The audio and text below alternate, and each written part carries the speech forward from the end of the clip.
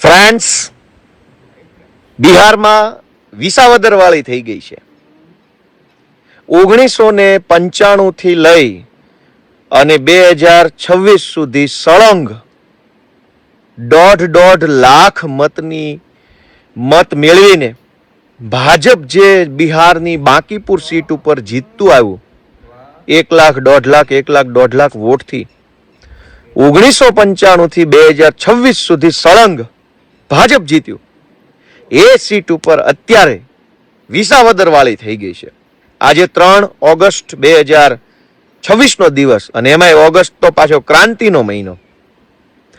ભાજપ વિશ્વની કહેવાતી સૌથી મોટી પાર્ટી, વિશ્વનું કહેવાતું સૌથી મોટું સંગઠન અને ટેન્ડર બેઝ પાર્ટી કહેવાય. પાછી એના બધા જ કાર્યકર્તાઓ ટેન્ડરના નીતિ નિયમો પ્રમાણે કામ કરતા એકદમ ટેન્ડર બેઝ પાર્ટી. વિશ્વની કહેવાતી સૌથી મોટી ટેન્ડર બેઝ પાર્ટીના રાષ્ટ્રીય અધ્યક્ષ આ બાંકીપુર સીટ ઉપરથી છેલ્લી 4 ટર્મથી એટલે કે 20 વર્ષથી સળંગ ત્યાં ચૂંટણી જીતતા આવ્યા. પછી હમણાં એમને વિશ્વની કહેવાતી સૌથી મોટી ટેન્ડર બેઝ પાર્ટીના રાષ્ટ્રીય અધ્યક્ષ બનાવ્યા. એટલે એમને ધારાસભ્યમાંથી રાજીનામું અપાવી અને સાંસદ સભ્ય રાજ્યસભાના બનાવ્યા. એટલે સીટ ખાલી પડી અને ખાલી પડેલી સીટ ઉપર પેટા ચૂંટણી આવી. હાય ફ્રેન્ડ્સ, હવે આ ગોપાલ ઇટાલિયા અને એના ભાગ્યાઓએ ઓલા કોકરોચ વાંદા અભિષેક દીપકેને મૂકીને બિહારના પ્રશાંત કિશોરને નવો બાપુજી બનાવી લીધો હોય એવું લાગે છે. એમાં આ ગોપાલ ઇટાલિયા તો બેગાની શાદી મેં અબ્દુલ્લા દીવાનાની જેમ નાચી રહ્યો છે. એલા ખાલી બિહારમાં ભાજપ એક પેટા ચૂંટણી હાર્યું, ત્યાં તો આ કેજરીવાલના પાળેલા ટોમીઓ આ મફતિયા આપ્યાઓ જાયલા હાથમાં નથી રહેતા. એલા ત્યાં આમ આદમી પાર્ટી નથી જીતતી તો આટલા બધા ગલુડિયાની જેમ ગેલમાં કેમ આવી ગયા છો મફતિયા આપ્યાઓ તમે? અને આમ પણ આ મફતિયા આપ્યાઓ નામની પ્રજાતિ કંઈક અલગ જ દુનિયામાં જીવતી હોય એવું લાગે છે.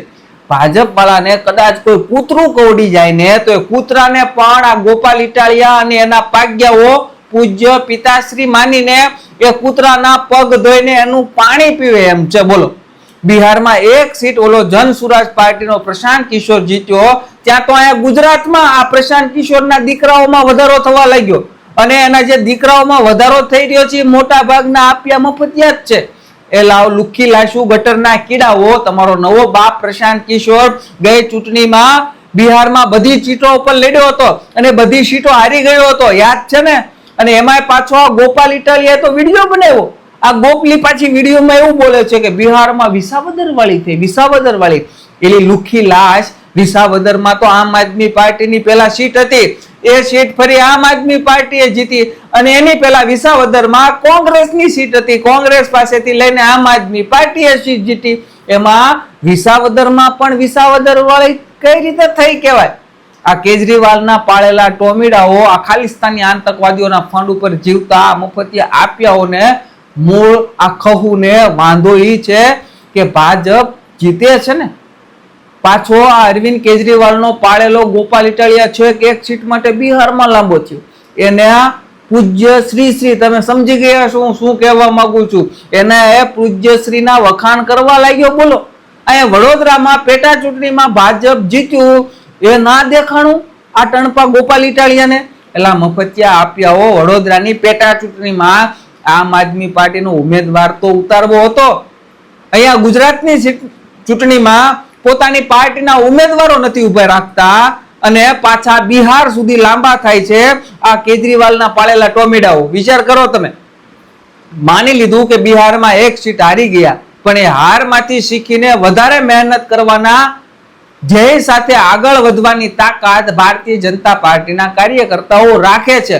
વધુ મહેનત કરશું અને આવતી ચૂંટણીમાં જે ભૂલ થઈ છે એ ભૂલને સુધારીને પાછા ફરીથી જીતીશું. હવે ક્યાંય પણ ઈવીએમ ને દોષ દેવામાં નહીં આવે, કારણ કે સીટ ભાજપ નથી જીત્યું. જો ભાજપ જીત્યું હોત તો ઈવીએમ ના ગીત ચાલુ થઈ જાત. એલા મફતિયા આપ્યાઓ, શરમ કરો શરમ. ગુજરાતમાં સિંગ વટાણાની કિંમત પણ તમારા કરતા વધારે છે. મફતિયા આપ્યાઓ, પેલા એનું કરો પછી બેગાની શાદી મેં અબ્દુલ્લા દીવાના થઈને નાચવા જજો ખહુરિયાઓ.